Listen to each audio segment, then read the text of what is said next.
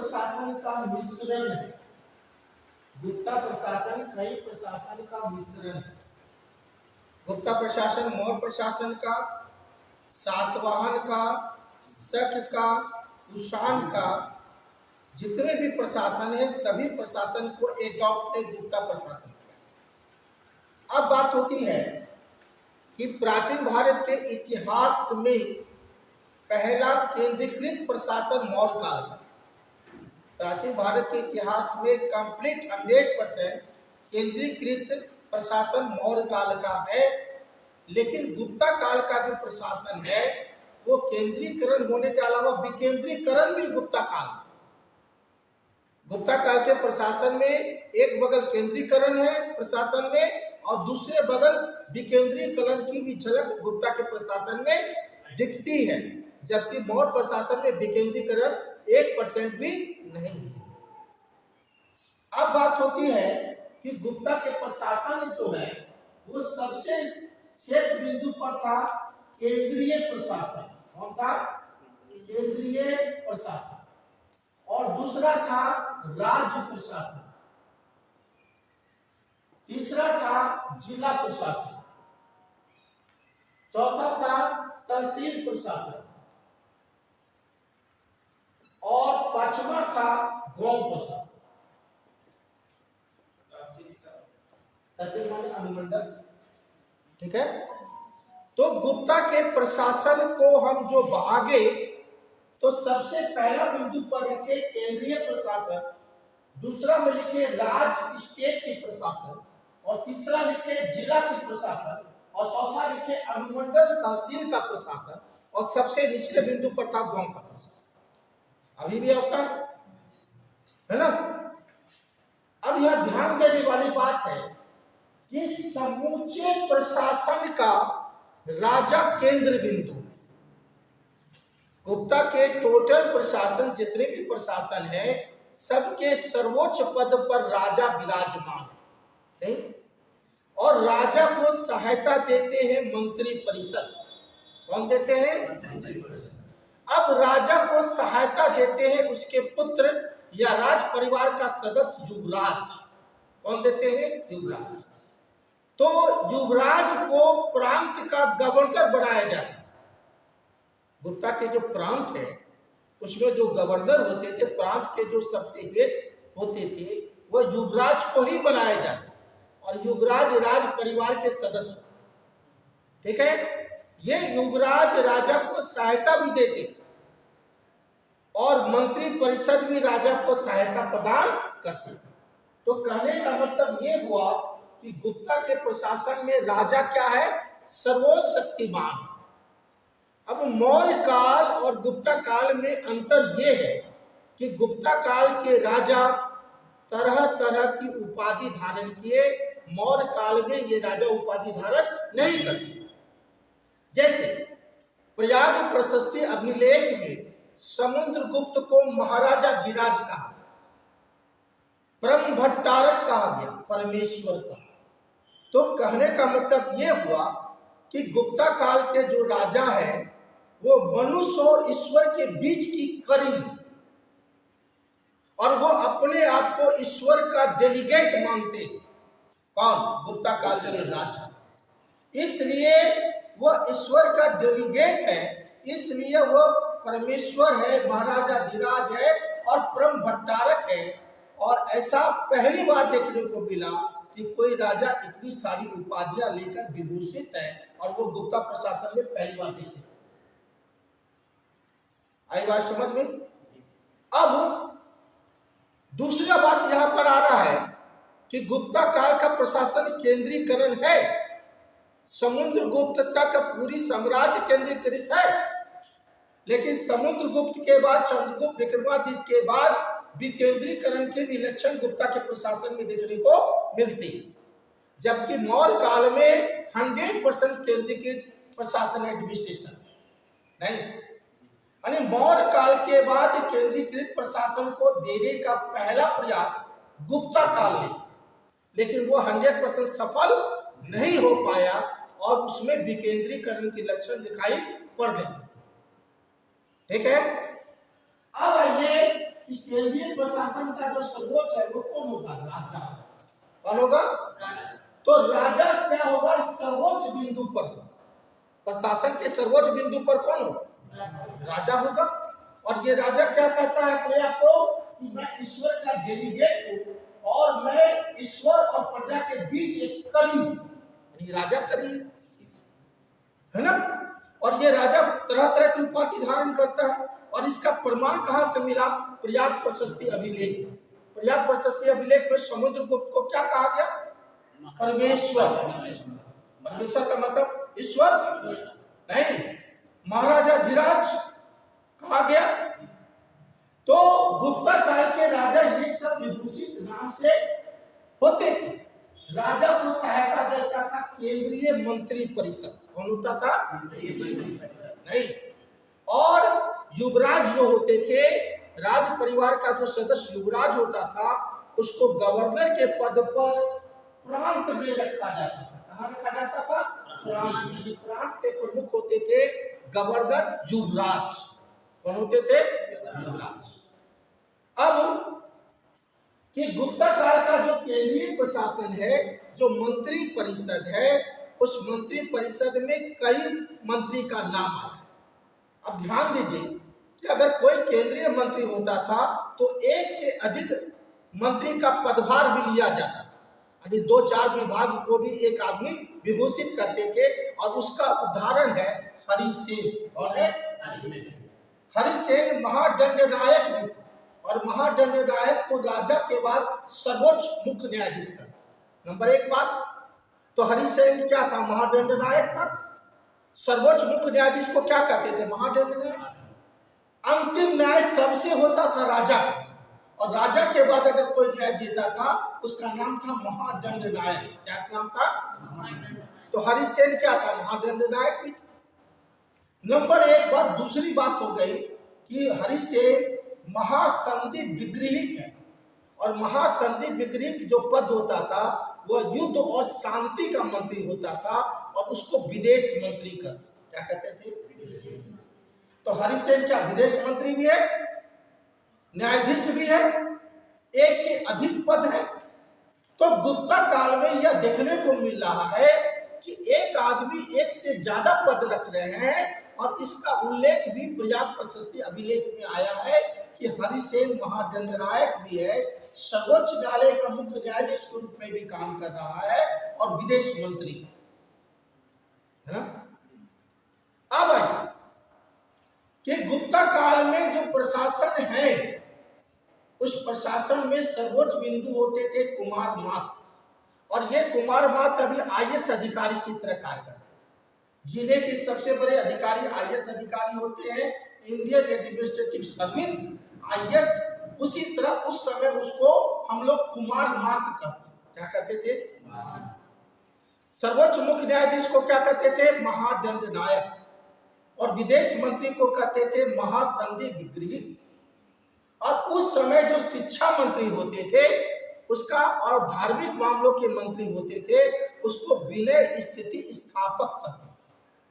विनय स्थिति स्थापक क्या है? शिक्षा मंत्री भी है, और क्या है? धार्मिक मामलों के मंत्री भी हैं।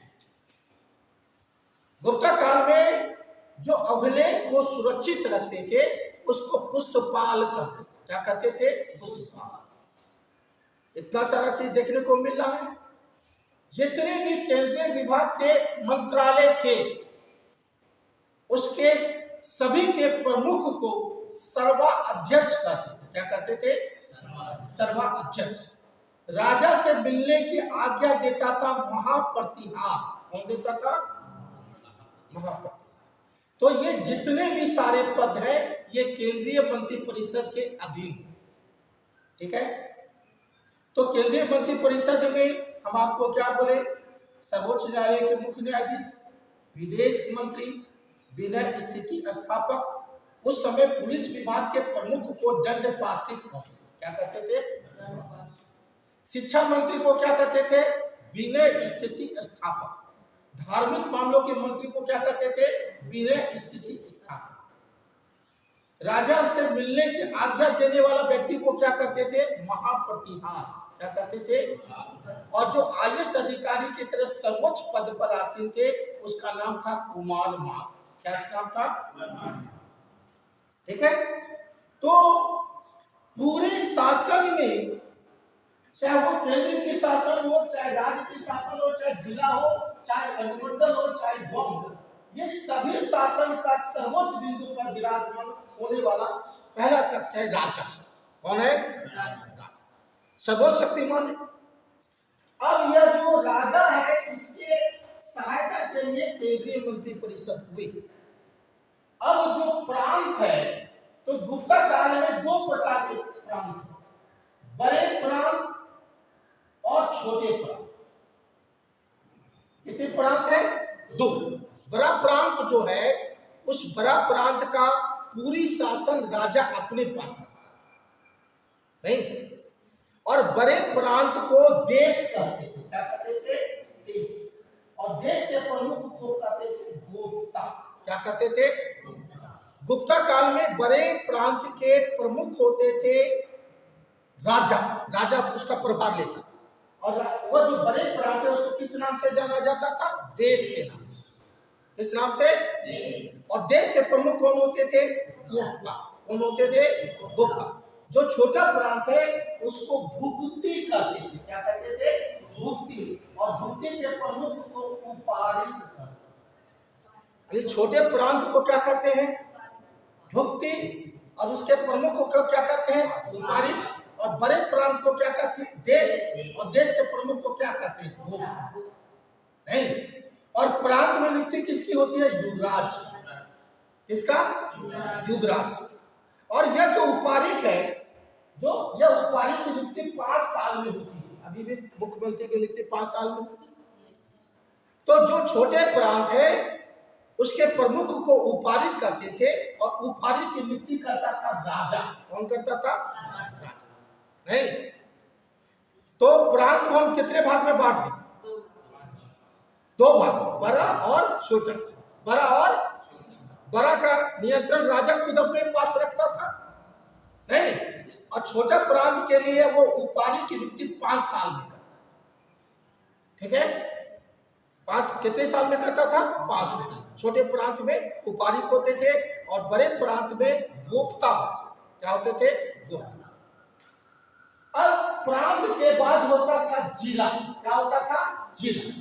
और जिला के प्रमुख को विषयपति कहते। क्या कहते थे? अभी जिला कार्यालय होता है, विकास भवन होता है अभी के वर्तमान समय।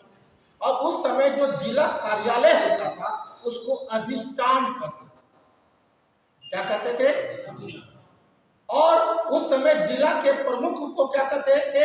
विषयपति। क्या कहते थे? और उसके कार्यालय के, जिलाधीश के कार्यालय को क्या कहते थे? अधिष्ठान। क्या कहते थे? ठीक है। अब उसके बाद अनुमंडल होता और अनुमंडल को वीथी कहते थे। वीथी। अनुमंडल को कहते थे वीथी। हाँ हाँ। और उस अनुमंडल में कई गांव होते थे और गांव के समूह को पेट कहा जाता था। क्या कहा जाता था? पेट। यानी तहसील के अंदर कई गांव होते थे और गांव के समूह को क्या कहते थे? पेट। क्या कहते थे? और सबसे निचले बिंदु पर गांव होते थे और गांव के प्रमुख को ग्रामीण या मुखिया कहते थे। क्या कहते थे? तो कैसे कैसे हम तोड़े? सबसे पहले राजा को बनाए। राजा को सहायता देने के लिए केंद्रीय मंत्रिपरिषद हुए। केंद्र के बाद प्रांत आएगी और प्रांत की संख्या 2, बड़ा प्रांत और छोटा। बड़े प्रांत में के जो प्रमुख होंगे उसको गोप्ता कहेंगे और बड़े प्रांत को देश के नाम से संबोधित करेंगे। किस नाम से? देश। और बड़े प्रांत में युवराज की नियुक्ति होगी, है, और युवराज राज परिवार का सदस्य होगा। छोटे प्रांत जो होंगे उसको क्या कहेंगे? भुक्ति। क्या कहेंगे? और उसके प्रमुख को क्या कहेंगे? उपारिक। तो उपारिक की नियुक्ति कौन करता है? राजा। कितने साल के लिए? 5 साल। कितने साल के लिए? 5 साल के लिए। अब आइए कि राज्य के बाद आते हैं जिला। क्या आते हैं? जिला। और जिला के प्रमुख को क्या कहते हैं? विषयपति। और जिला कार्यालय को क्या कहते हैं? अधिष्ठान। क्या कहते हैं? अधिष्ठान। जिला के बाद अनुमंडल आते हैं और अनुमंडल को तहसील कहते हैं और अनुमंडल के प्रमुख जो होते हैं वो वीथी होते हैं। क्या होते हैं? वीथी। वीथी माने अनुमंडल। और अभी अनुमंडल में एसडीएम होते, सब डिविजनल मजिस्ट्रेट होते और अनुमंडल में कई गांव के समूह होते और इस गांव के समूह को क्या कहते हैं? पेट। क्या कहते हैं? पेट। और शासन का सबसे निचला बिंदु कौन होता है? गांव। और गांव का प्रमुख कौन होता है? ग्राम। अब ध्यान दीजिए यहाँ पर दो बात।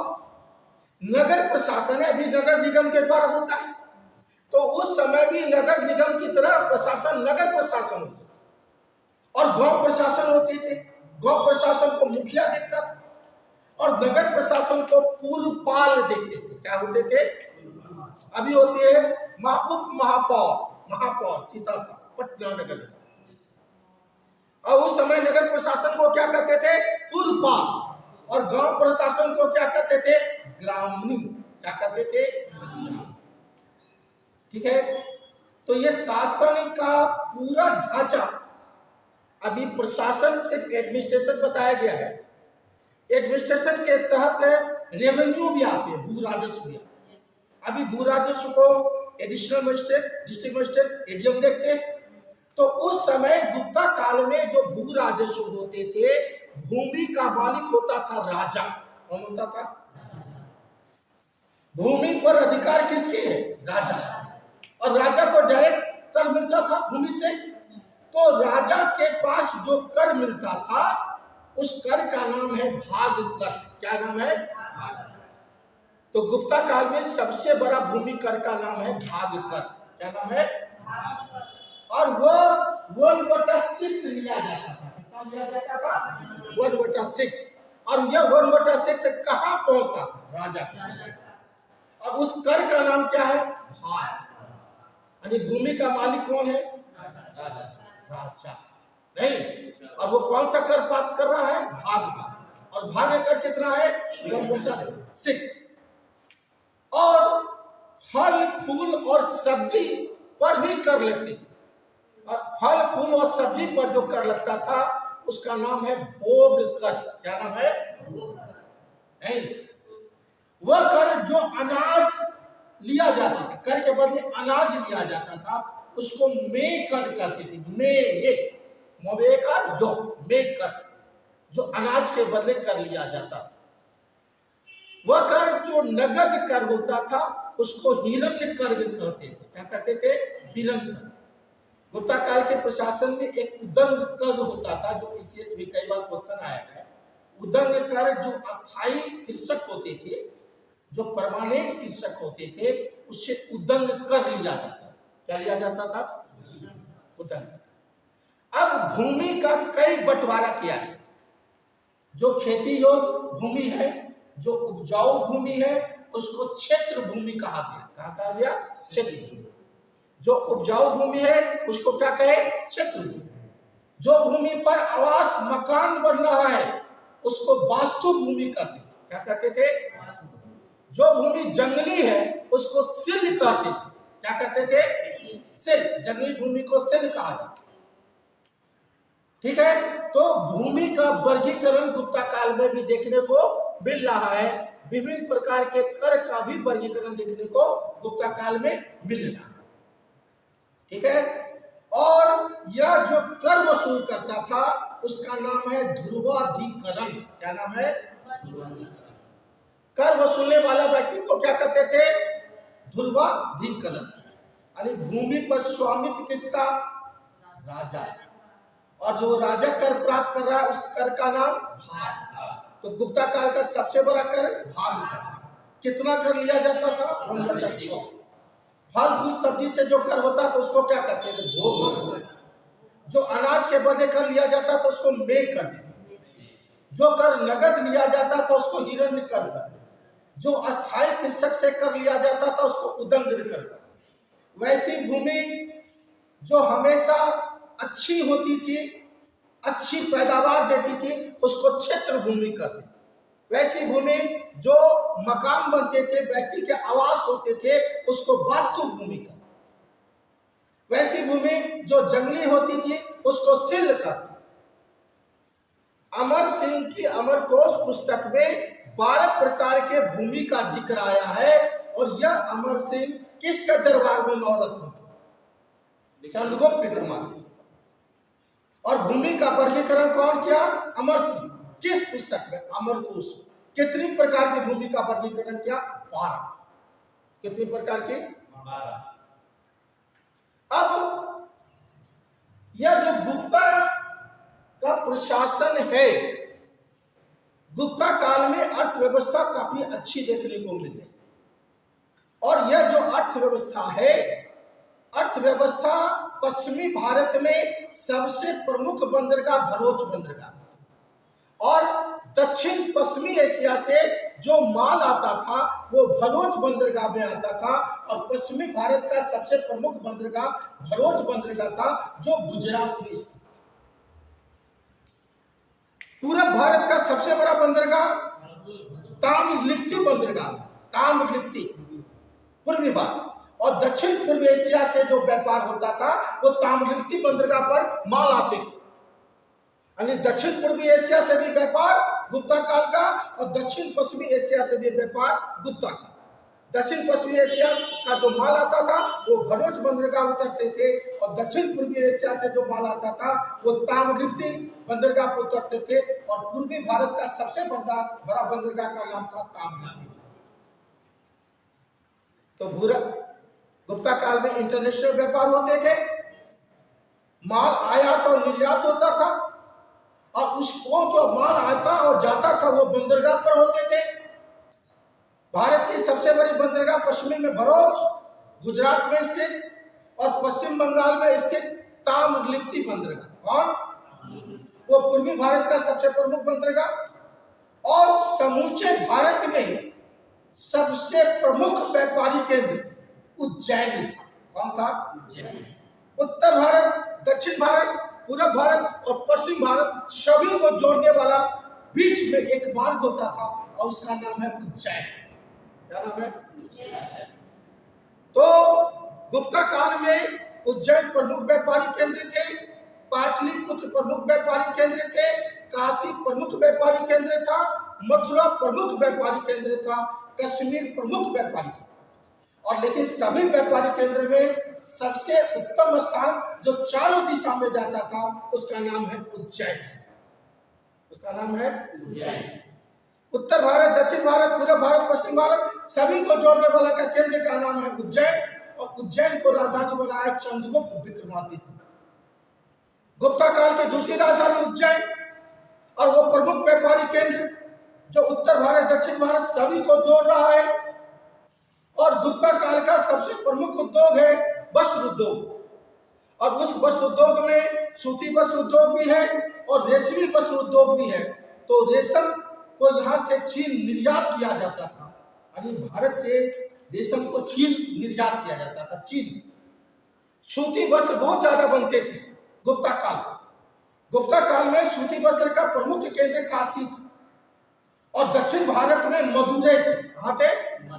अभी भी भारत में दक्षिण भारत का मुख्य केंद्र कोयम्बटूर है, दक्षिण भारत का मैनचेस्टर है, अभी भी काशी में वस्त्र बनते हैं। तो गुप्ता काल में भी काशी प्रमुख वस्त्र केंद्र थे, और दक्षिण भारत में मदुरै थे। गुप्ता काल में अर्थव्यवस्था इसलिए ज्यादा बढ़ा कि सोने के सिक्का सबसे ज्यादा गुप्ता काल ने जारी किए, और सोने के सिक्के को गुप्ता काल में दिनार कहते थे। क्या कहते थे? दिनार। ठीक है, गुप्ता काल में सोने के सिक्कों को क्या कहते थे? दिनार। सबसे ज्यादा सोने के सिक्का जारी करने वाला गुप्ता काल। गुप्ता काल में अंतरराष्ट्रीय व्यापार दक्षिण पश्चिमी एशिया से और दक्षिण पूर्व एशिया से, दक्षिण पूर्व एशिया से माल कहाँ आता था? ताम्रलिप्ति बंदरगाह। और पूर्वी भारत का सबसे बड़ा बंदरगाह भी कौन है? ताम्रलिप्ति बंदरगाह। दक्षिण पश्चिमी एशिया का जो माल आते थे वो किस बंदरगाह पर उतरते थे? भरूच। और भरूच कहाँ है? गुजरात। गुप्ता काल में सबसे प्रमुख व्यापारी केंद्र चारों दिशा को जोड़ती थी उज्जैन। उज्जैन के अलावा पाटलिपुत्र, काशी, मथुरा, है ना, कश्मीर, ये सब व्यापारी केंद्र थे गुप्ता काल। गुप्ता काल में सबसे प्रमुख उद्योग कौन है? वस्त्र उद्योग, और वस्त्र उद्योग का केंद्र था काशी, और दक्षिण भारत में मदुरै। दक्षिण भारत में मदुरै सबसे ज्यादा सिक्का जारी करने वाला गुप्ता काल। और सोने के सिक्के को क्या कहते थे? दीनार। क्या कहते थे? ठीक है। गुप्ता काल में जो व्यापार होता था, सभी व्यापारी अपनी अपनी श्रेणियां बनाई थी। जैसे रेशम बुनकर की अलग श्रेणी, तेली जो जात होते थे उसकी अलग श्रेणी होती थी, और श्रेणी के माध्यम से व्यापार होता था। और यह जो व्यापारी है उसके एक समूह को 60 बाहु कहते थे। क्या कहते थे? मंदसौर अभिलेख में रेशम बुनकर के द्वारा ब्याज के पैसा पर सूर्य मंदिर स्थापित किया गया। मंदसौर अभिलेख में रेशम बुनकर का जो निगम है वो ब्याज के पैसा पर क्या कर दिया? सूर्य मंदिर स्थापित। और यह मंदसौर अभिलेख कुमार गुप्त का सबसे प्रमुख अभिलेख है, और इसकी रचना की थी वत्स भट्टी। यानी सूर्य मंदिर बनाने का उल्लेख किसमें है? मंदसौर अभिलेख। किसके द्वारा? रेशम बुनकर व्यवसायी के। कैसे? ब्याज के पैसा नहीं। तो गुप्ता काल में अलग अलग व्यवसाय विभिन्न प्रकार की श्रेणी है। उसमें रेशम बुनकर, तेली समुदाय के अलग श्रेणी, तो ये सब देखने को मिल रहा है। गुप्ता काल का जो समाज है उसमें 4 वर्ग है: ब्राह्मण, क्षत्रिय, वैश्य और शूद्र। उस समय ब्राह्मण को सर्वोच्च स्थान था, और ब्राह्मण और क्षत्रिय ही दूजी थे, वो जनेऊ पहनने का अधिकार था, और वैश्य और शूद्र को जनेऊ पहनने का अधिकार गुप्ता काल में नहीं था। गुप्ता काल में सबसे स्थिति खराब स्त्री की हुई, और उस समय जो सुधार हुआ वो शूद्र में सबसे ज्यादा सुधार। गुप्ता काल में शूद्र को पहली बार खेती करने का मौका मिला। गुप्ता काल में शूद्र को सेना में भर्ती किया गया। गुप्ता काल में पहली बार शूद्र को रामायण और महाभारत सुनने का अधिकार दिया गया। यानी शूद्र की स्थिति में गुप्ता काल में काफी अच्छी पोजीशन पहुंच गई। गुप्ता काल में औरत की स्थिति काफी गिरावट आई। उस समय बाल विवाह बहुत होते थे, सती प्रथा जोरों पर हो गई, विधवा विवाह को अनुमति विवाह के लिए नहीं दिया जाता था। तो स्थिति औरत की वहां पर औरत को शिक्षा से वंचित रख दिया गया गुप्ता काल में। उस समय बहु विवाह नहीं मात्र के बराबर होने लगे। तो गुप्ता काल में औरत की स्थिति में काफी गिरावट देखने को मिला, और उत्तर वैदिक काल में भी औरत की स्थिति काफी गिरावट हुई। और उत्तर वैदिक काल के बाद अगर औरत में गिरावट हुई तो वो गुप्ता काल में। ठीक है ना? किसके स्थिति में सुधार हुआ? शूद्र। पहली बार शूद्र को सेना में भर्ती किया गया। पहली बार शूद्र को रामायण महाभारत सुनने का भी अधिकार दिया गया। पहली बार शूद्र को व्यवसाय करने का अधिकार दिया गया, पशुपालन का अधिकार दिया गया। तो शूद्र की स्थिति में काफी सुधार हुआ। गुप्ता काल में एक नई जाति का उल्लेख है, कायस्थ जाति, जो अभी लाला है। लाला का काम होता था लेखा जोखा रखना। अभी भी लेखा जोखा मुंशी कायस्थ करते हैं। और याज्ञवल्क्य स्मृति में कायस्थ का उल्लेख है। और कायस्थ जाति जो एक जाति है, उस जाति को एक जाति का दर्जा दिया है ओशनम स्मृति, जो कायस्थ को एक जाति के रूप में उल्लेख किया। और याज्ञवल्क्य स्मृति में कायस्थ की पहली बार उल्लेख है। तो गुप्ता काल में कौन सा एक चीज आया? कायस्थ। गुप्ता काल में अछूत जो डोम होते थे उसका भी जिक्र है, और उसको चंडाल कहते थे। क्या कहते थे? चंडाल जहां आता था भोर नगारा से बजाते थे कि चंडाल आ रहा है, तुम लोग दूर हट जाओ, ये चंडाल लोग आ रहे हैं, ये अछूत है। तो गुप्ता काल के समाज में ये ढांचा देखने को मिल रही है, सामाजिक ढांचा इसमें। और गुप्ता काल में पहली बार सती प्रथा के प्रमाण मिले। सती प्रथा का प्रमाण 510 एरन अभिलेख से मिला। बुद्ध गुप्त ने एरन अभिलेख की रचना की है, और उसमें दिखाया गया है कि एक सेना जिसका नाम है गोपराज, और उसकी पत्नी तो जबरदस्ती शोभा रानी को चीता पर फेंक दिया। वो भारत में पहली बार सती प्रथा का पहला अभिलेखीय प्रमाण, एरन अभिलेख 510 ईस्वी, रचना बुद्धगुप्त के द्वारा। कौन सी सेना की पत्नी मारी गई? शोभा रानी। और वो सैनिक का नाम क्या है? गोपराज। क्या नाम है? तो सती प्रथा का पहला अभिलेखीय साक्ष्य, यानी सती प्रथा जोरों पर हो गई। इस सती प्रथा को रोकने का प्रयास फिर अकबर भी 1562 में किया, और यह सती प्रथा को रोकने का पुर्तगाली अलबुकर भी किया, और यह सती प्रथा पर फाइनल कानून बनाया विलियम बेटिंग। राजा राममोहन राय के प्रयास से रेगुलेशन 17 के द्वारा सती प्रथा को पूरी रूप से 100% एक कानूनी रूप दे दिया गया, और उसको करने के बाद उस पर कठोर कार्रवाई की। लेकिन इसका पहला प्रमाण कहाँ मिला? गुप्ता का। मध्यकालीन इतिहास में अकबर बहुत प्रयास किए, और आधुनिक भारत के इतिहास में पुर्तगाली में अलबुकर, जो पुर्तगाली के वास्तविक संस्थापक हैं, सती प्रथा पर रोक लगाया था। और इसको अंतिम रूप से लगाने वाले व्यक्ति का नाम है राजा राममोहन राय के द्वारा विलियम बेटिंग। कौन है?